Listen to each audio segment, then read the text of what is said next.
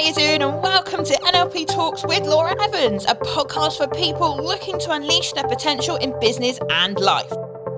I'm Laura Evans, international trainer of NLP and host for this podcast.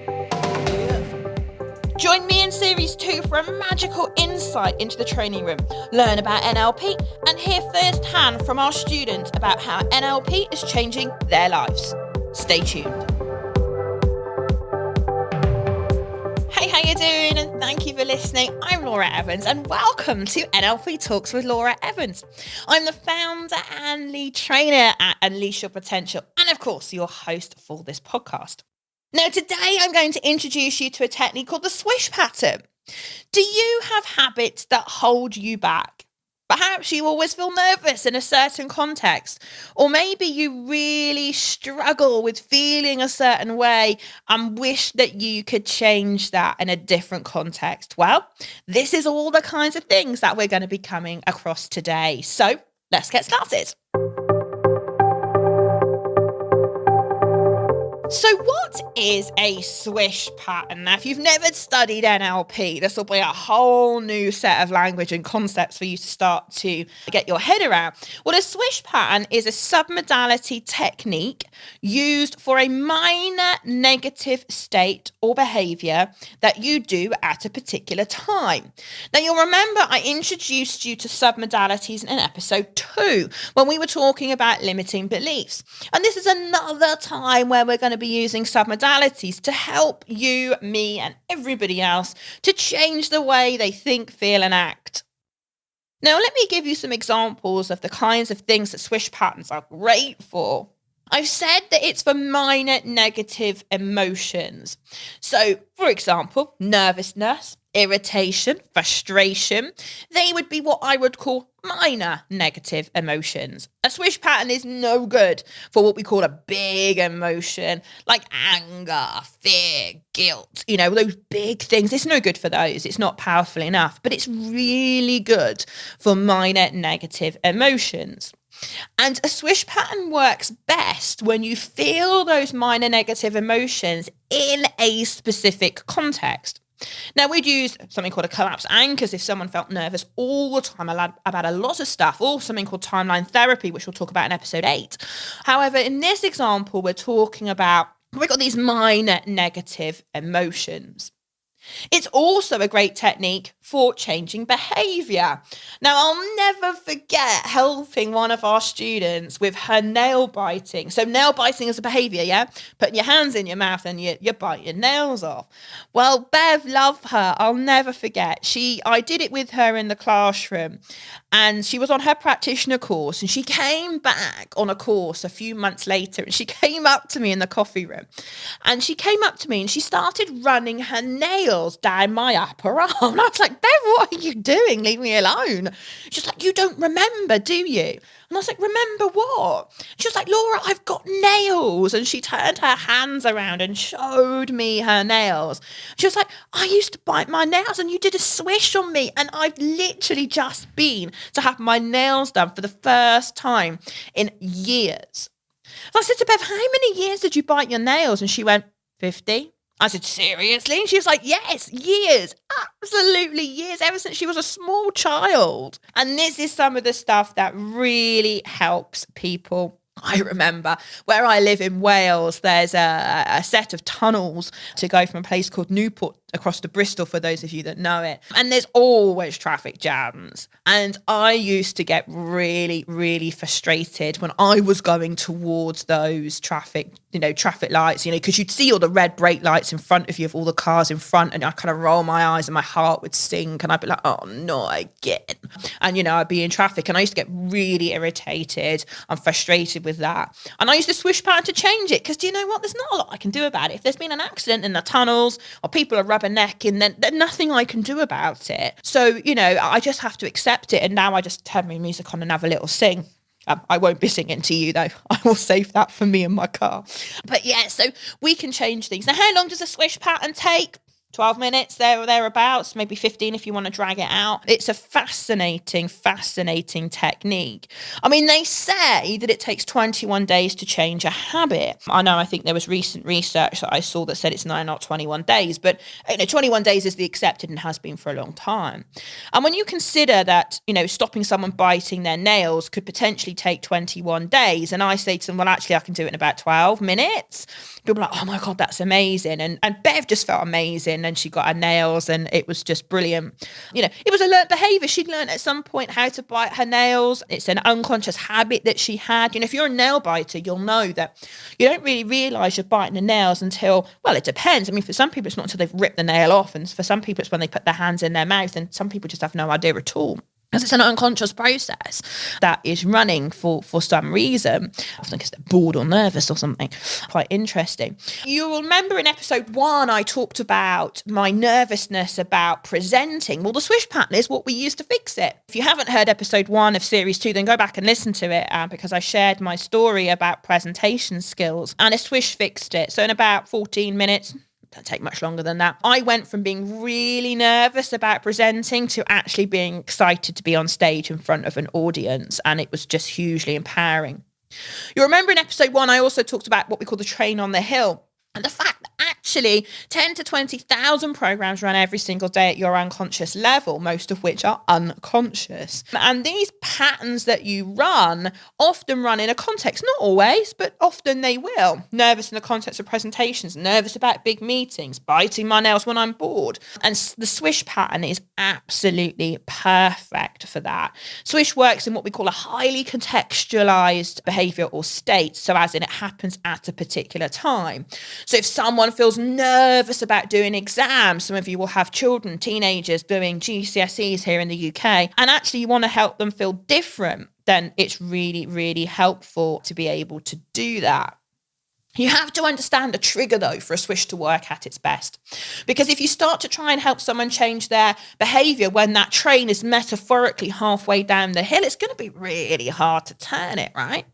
But actually, if you can actually put what I call a metaphorical set of points at the top of the hill, actually you stand a chance of the unconscious mind choosing that. We don't ever get rid of anything with a swish pattern, but what we do is have what we call the old behaviour and the new behaviour. Here in the UK, for those of you not based here, many years ago now, they shut down a lot of the railway lines. And we ended up with lots of the railway lines getting overgrown. So the tracks are still there, but no one uses them. The trains don't go down there anymore, and they become overgrown. In fact, in some parts of the UK, we've turned them into places where we can walk the dog and ride the bike and take the kids and stuff. Anyway, my point is this. They didn't take the tracks up when they shut those railway lines. What they did was just left them, and they became overgrown. And this is what happens with a swish. We have an old behaviour. I mean, the train track metaphorically is still there. It's a bit overgrown, doesn't really get used anymore, because actually we create a much more compelling new behaviour, pattern, programme, way of being that actually the unconscious mind finds much more compelling. And this is the basis of a swish pattern. Highly, highly exciting. In this episode, I want to introduce you to a guy called Julian. And before I do, he's going to talk to you or share with you his story about how he used to get nervous in the context of speaking in high-level meetings. It's a fascinating case study. But before we get to Julian, I want to share just one little technique with you that I think you would find really useful. Now, I'll be honest with you. This is something that I came up with this morning and thought, how can I help the listeners of my podcast with this particular problem when I can't do a proper swish pattern with you because you're not here sat in the room with me? And so I've come up with this little process that I really hope will help you make a difference. So here's what we're going to do. Not yet, but in a moment, I'm going to invite you to shut your eyes. Only if it is safe to do so. If you're driving cars and you're operating machinery or anything like that, please come back to this episode and do this later. Or fast forward to Julian's story. But please don't do this if it's going to put you at risk in any way. But what I would like you to do in a moment, not yet, is I'm going to ask you to have a little think about something that you're not looking forward to doing. something that, maybe you might feel a little apprehensive about. Please don't use this on anything that's really big, really emotive, but something just little, just have a little play around, just so that you can have a little experiment. Okay, so my intention here is not to fix anything for you, just to give you a small little experience. So please, please, please use it in this way. But if you've got something maybe coming up in the future that you're feeling a little bit apprehensive about, I'm wondering whether I might be able to help you change how you feel about it. And so we're going to do a little process if you're up for it. If you're not, then just fast forward to Julian's story, as I say. But if you're up for it, then let's see if I can help you in some way. So if you have an event coming up in the future that you're a little bit concerned about, a little bit apprehensive, then let's see if we can change some of the coding. Remember, that's what submodalities is all about.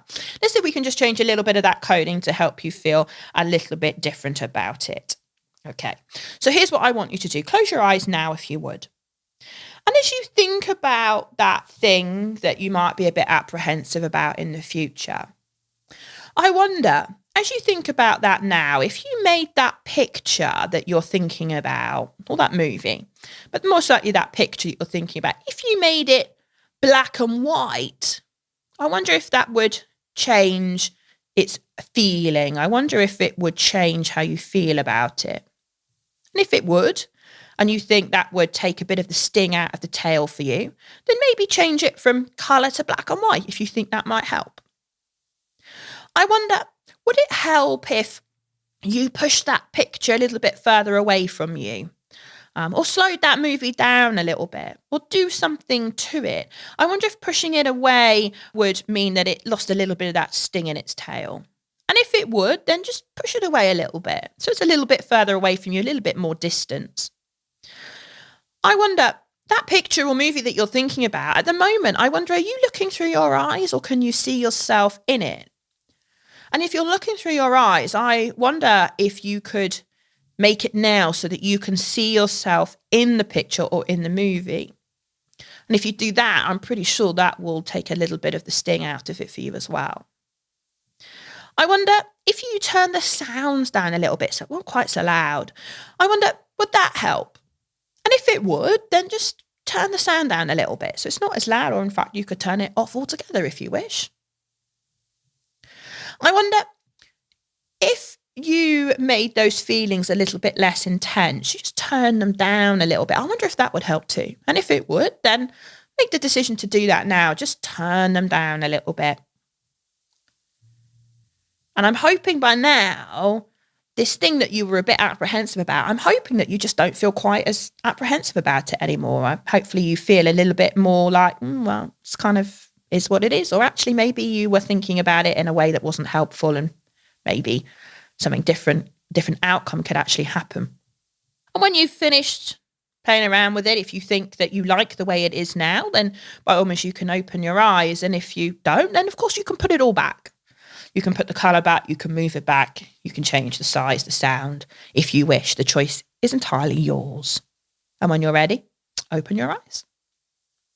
And like I say, that's something that I just came up with this morning. So I was thinking, how can I help you to change the way that maybe you're feeling about something that's coming up in the future? And I'd love to know in the comments below this podcast whether that helped.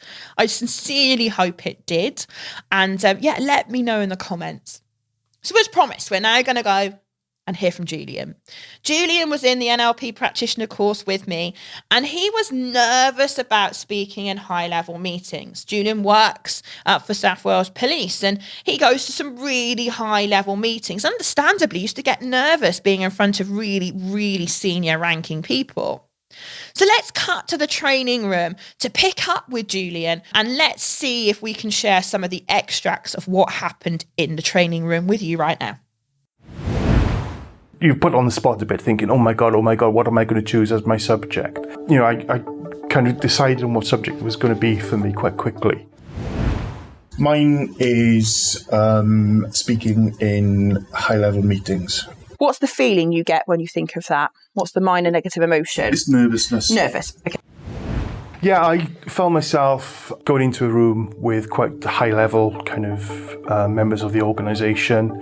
You've got that fear of saying something out of place, not being able to give the right answer. You've got the unconscious concerns, if you like, of not being able to perform the way you want.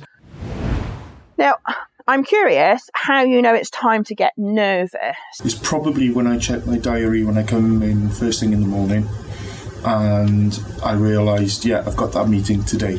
Okay. Clear the screen and open the eyes. Good. Picture 1 done. Tick. We're good to go with that one now. So how would you rather feel instead?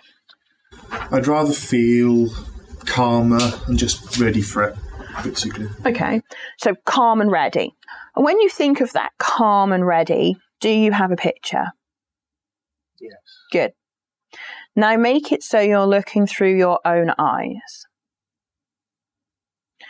If you made it brighter, would it make it more compelling? If you made any feelings more intense, would it make it more compelling? No. Then leave them as they are. Good. And now clear the screen and open the eyes. Very good. So we've now got both pictures ready, the old one and the new one, nice boosted up. Really make it as compelling as possible. And now we're just going to get busy. We're going to swish them. Ready? 1, 2, 3, swish. Good. Clear the screen and open the eyes. Good. Now, you may or may not be able to see this from where you're sat. I can see him, his eyes are moving, and I can see that he's actually doing the process. Cool, right, let's go back to swishing some pictures then. So shut your eyes. So old picture on the screen, new picture in the lower left-hand corner. Ready? 1, 2, 3, swish. Good, clear the screen, open the eyes and shut the eyes. Old picture on the screen. New picture in the lower left-hand corner. Ready? 1, 2, 3, swish. Good. Clear the screen and open the eyes. How are we doing? It is weird. Isn't it? It's when you do the techniques and you're like, oh, I wasn't sure how that was kind of going to work, but like... Yeah. Old picture's gone completely. You couldn't find it, could you? No, it's gone. So let me ask you, when you think about that old behaviour that you used to do in that context, what's different? I can't relate to it now. Just feels different. Yeah. Well, you look different. The underlying currents went. They were actually replaced with the confidence and the calmness, the presence, if you like, that I wanted to portray. So the nervousness and the concerns kind of weren't there anymore. High five. Well done.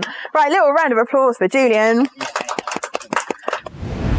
And it's an absolutely fantastic, overwhelming feeling when you think, I can't put my finger on it, but something's changed, and something's changed for the better. That's how I felt after the Swish Pattern. It was quite enlightening, to be honest with you. I absolutely love hearing about Julian's story, and I will never forget the buzz that was in the training room after we did that technique with him. I mean, I caught up with Julian a few weeks after his course and he was just buzzing. He was like, I went to a meeting, it was just so different. I was calm, I was in control, and it was just brilliant to hear. I love it. It's really good fun.